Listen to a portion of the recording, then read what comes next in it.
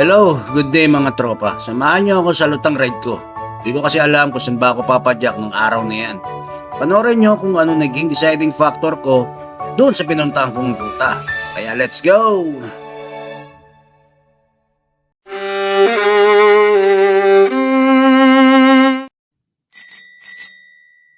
Good day! Antipolo ride tayo today. Solo lang muna tayo. Hindi ko alam kung saan ako pupunta, kung sa buso-buso ba ako o sa taktak. Tignan natin, let's go! Kung makikita niyo yung ayun yung nakaharang na yon. Ayun yung nag-trending. Ayun yung nag-trending na sa Facebook, yung tumaob yung trailer. Ayan yun.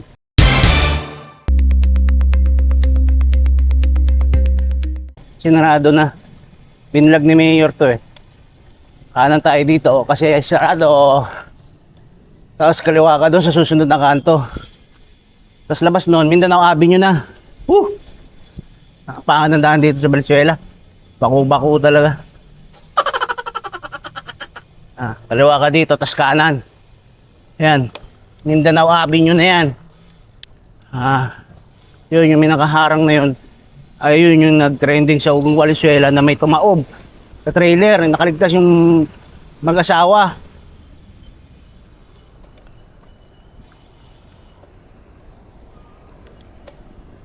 Yun, dito na tayo approaching Mindanao Avenue Extension. Tayo. Maganda yung araw ngayon. Woohoo! Hindi totoo yan.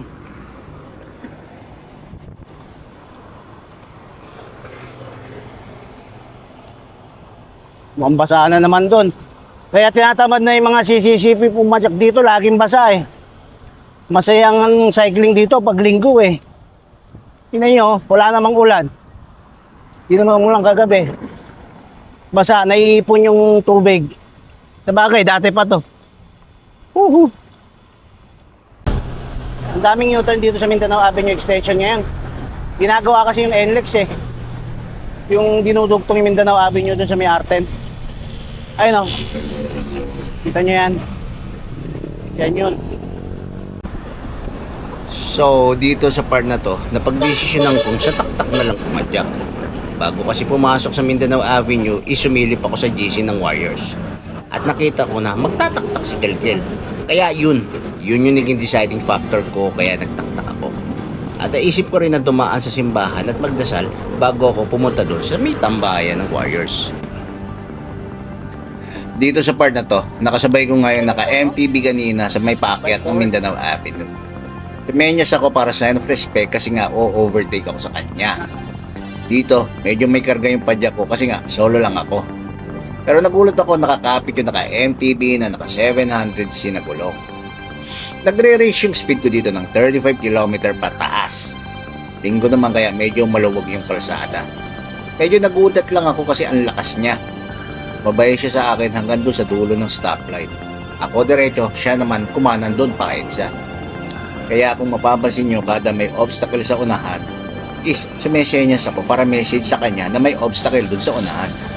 Nababawasan kasi ang visibility ng isang siklista kapag nakadrop siya sa trangko. Although mas nakakatipid siya ng energy kasi nga nasa likod siya ng trangko o yung tinatawag ng mga siklista na drafting. Let me teach you Korean.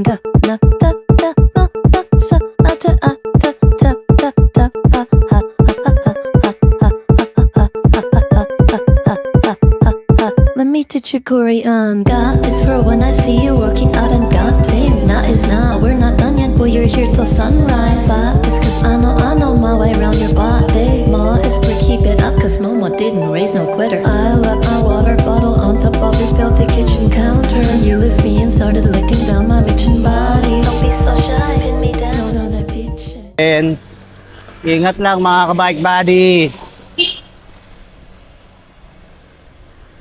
Basa oh. Mga papadyak dyan. Pamarikina, Antipolo, ingat kayo. Basa yung daan. Ang bango, amoy sunata. Sunog na tae. Joke yan. Ito. Katipunan na itong tumbok na to. Basa pa rin yung daan. Katipunan.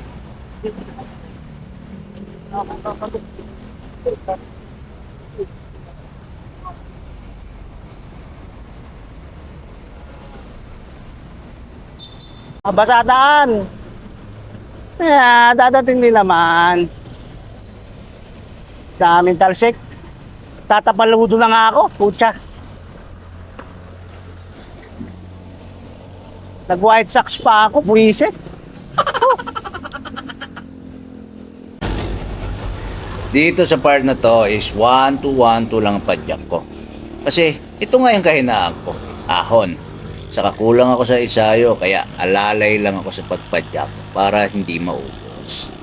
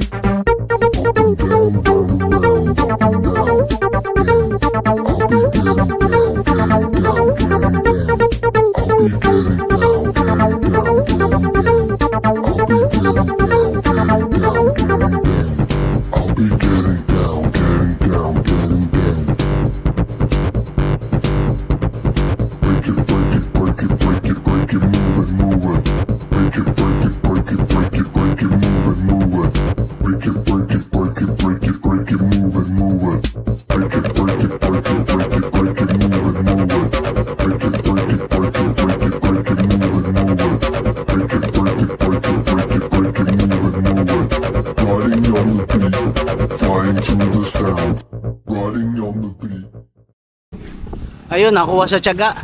Dito na tayo kahit basa yung daan. Nakita tayo, papitek.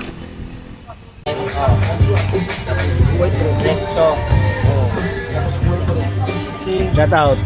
Shout out sa mga warriors at Emma Okay, mataw. Nagokto ko, wala.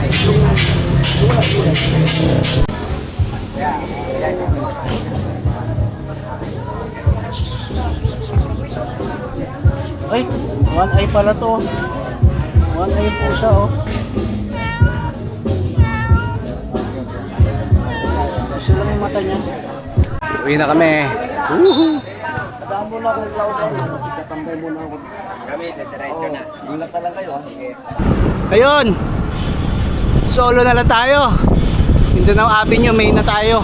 Kasi sila, dumiretso na sila to papunta sa may pa-EDSA sila. Ako, Mindanao Avenue. Kasi sa northern part ako ng Valenzuela, sila sa south. Oh. Okay.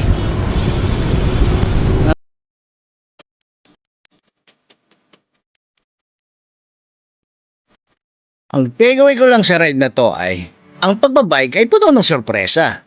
Umpisa ka man mag-isa, pare-pareho rin pala ng patutunguhan kahit walang pinag-usapan.